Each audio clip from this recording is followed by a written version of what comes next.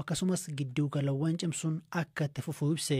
Durii amantaa mana kiristaanaa Abuna Naatnaa'el waliigaltee irratti ga'ame akkanaan ibsan. Gaddii fi iyyi keenya kun dhaga'amee manni kiristaanaa keenya olaantummaa ishee fi tokkummaa ishee isa duraatti deebiteetti. Olaantummaaf tokkummaan ishee kunis hanga bara baraatti eegamee ni jiraata. Dhiyoo kana mana kiristaana keenyaatti taasifamee kan ture rakkoon sirna mana kiristaanaatiin hiikameera. Rakkoonsaas furmaata akka argatu gama keenyaan eebbifamoo abbaa Naatnaa'el, eebbifamoo abbaa Ermiyaas, eebbifamoo abbaa Rufaa'elii fi maanguddoonni biyyaa bakka argamanitti mariin bal'aa taasifamee rakkoonsaa hiikameera. Yeroo hiikama rakkoo kanaa mootummaan irra jireessas kabajamoo muummee ministeeraa Dr. Abiy Ahmed rakkoo siyaasaa akka rakkootti hiikanii rakkoo mana kiristaanaa immoo sirna mana kiristaanaatiin akka hiikamu ga'ee baay'ee ba'aniiru.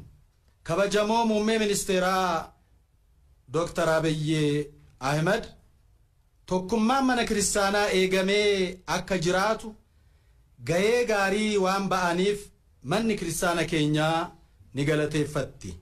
Gammachuu mana kiristaanaa keenyas gammachuu keenya taasifnee tajaajila keenya cimsuudhaan gaaffii uummata keenyaa ni deebisna.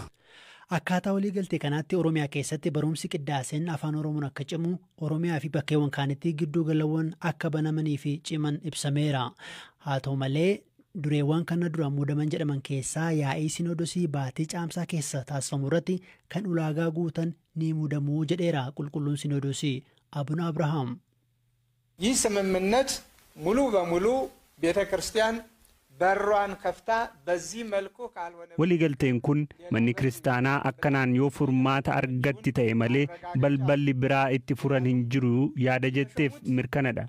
Sababni isaas dureewwan amantaa 25 muudamaniiru jedhaman akkaataa ibsa kanaan eenyummaa isaanii kaleessaan malee muudama inni jedhame kan hin dalagne ta'uu isaa fuulduratti qulqulluun Sinoodosii yeroo muudama taasisu seera mana kiristaanaa eeguu ka danda'an haga jiraatanitti manni kiristaanaa kan ofitti qabattu ta'uu qannoonaaf sirna mana kiristaanaan ka barbaachisan jiru yoo jedhame kan muuddu ni jiraatu.